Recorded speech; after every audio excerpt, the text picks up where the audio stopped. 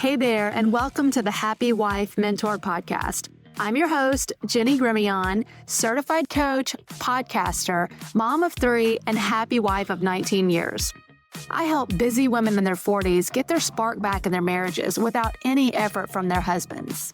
If you're ready to get happy and get the love and connection back that you desire, then you're in the right place. Here, I'll share tips and strategies that helped me go from meh in my marriage to thriving and more connected than ever before. Are you ready, friend? Grab a LaCroix and let's get started. Hey there, and welcome back to the Happy Wife Mentor. I'm so glad that you are joining me again here this week. So this week, we are going to talk about disconnection in your marriage and what to do if you are feeling disconnected. Our energy goes where our focus is. So you want to choose your focus wisely because your attention flows to the area where you are choosing to focus. And one thing I want to, focus on with an example of this area is I'm going to bring up money just because money is seemingly a big issue in marriage, right? A few years back, there were just times when all I could focus on is how I didn't like the way that my husband was doing the money. And when I say doing the money, there are hundreds and thousands of ways that you can manage money with your husband. Some people have one bank account. Some people have multiple bank accounts. Some people don't use credit cards. Some people use credit cards. Some people have one credit card. Some people have multiple credit cards. Some people have one joint checking account and then separate free spending accounts that you use for your own personal money, but all of the bills money goes into one single account. So there's just multiple ways that you can do money, right? There's not one right way. And I just did not like how he was doing the money, and he would not turn things towards the way that I thought we should do the money. I just noticed that it was just making me like, I was just mad a lot and frustrated and just really on his back a lot. What happens when we do that is they start to pull away because no one wants to be around a woman who is a porcupine. And that's exactly what I was being. So if you can relate to feeling like everything's going wrong, maybe it's not money. Maybe it's the house chores. Maybe it's something that your husband, you just really want him to do, but he never will do. But if you can relate to this, you're not alone. This is literally how the human brain is wired. So that's what we're going to talk about today. Again, the core truth here is that your energy flows where your attention goes. Your attention is like a spotlight. You either shine it on what's going right or what's going wrong, but wherever you shine it is going to become bigger and brighter and louder.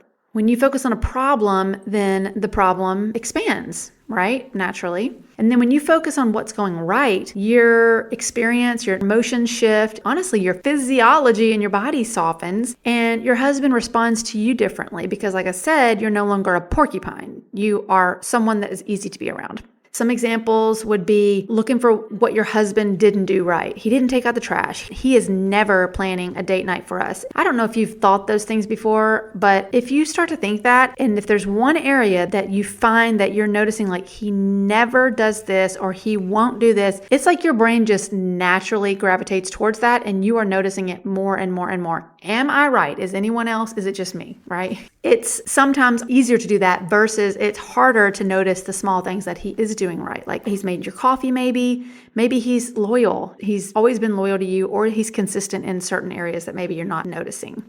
Brian Tracy says that people are addicted to their suffering, and I can certainly attest to that in this department because really what this causes is for you to unnecessarily suffer because it feels terrible to think these thoughts all the time. None of us want to suffer, but our brains find it safe. It's familiarity. When you've thought these thoughts, neural pathway forms in your brain and you start to have these thoughts on a regular basis, well, that's what's comfortable to you. So that's what your brain is naturally going to do because your brain likes patterns, even negative patterns, because it requires less energy. And like I said, it feels more predictable. So your brain just goes back to it every day.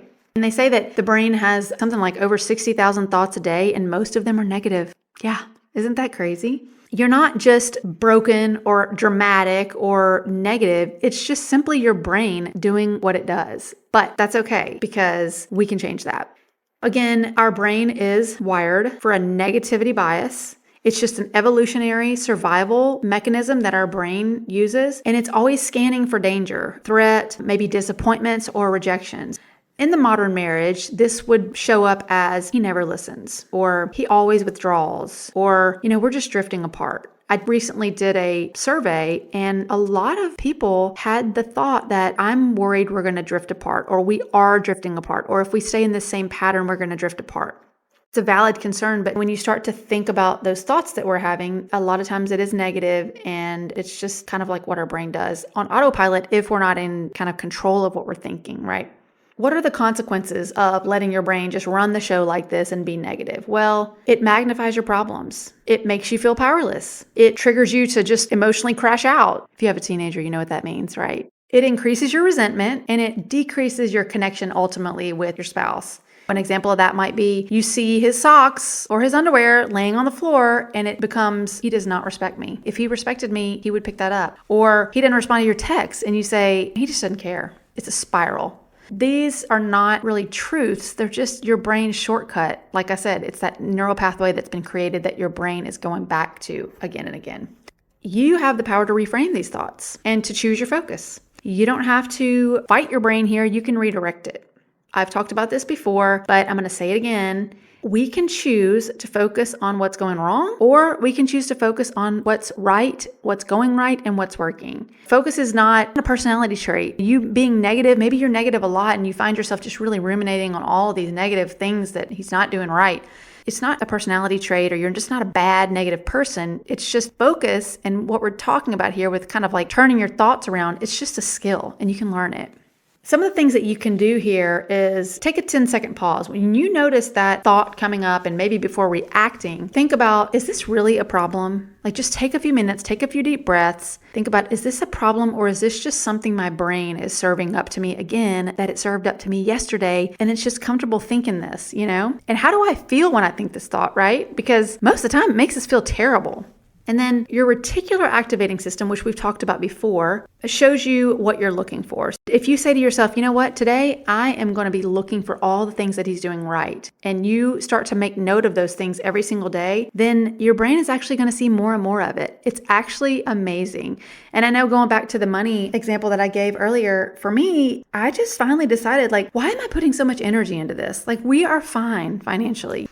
Obviously, we're never going to have the most money in the world. There's always going to be someone that's doing better than you financially, but there's also going to always be someone probably who's doing worse off financially. So I thought, why am I expending so much energy on this? I could be doing other things with this energy. Why don't I just get off his back and not stress about it so much? Because if I looked at things and I'm like, but he's really good with money. Yes, he's not wanting to do it the way that I think we should do it. And it's just really bugging me because there are some missed opportunities here, if you know what I mean. But overall, we're just fine. And he's doing really good with money in certain aspects. And he's a great provider and all of those things. So it really, really made me feel good to just let go of that thought and that focus and turn it around on something he was doing right. So you can make a list of the things that he's doing right, which is the opposite maybe of this negative thought, and then just start to appreciate that. Send him a text every day. Tell him either verbally or by text what he is doing right. And again, start to make a list in your journal of those things that's going right and what he's doing right. And you're going to just see your focus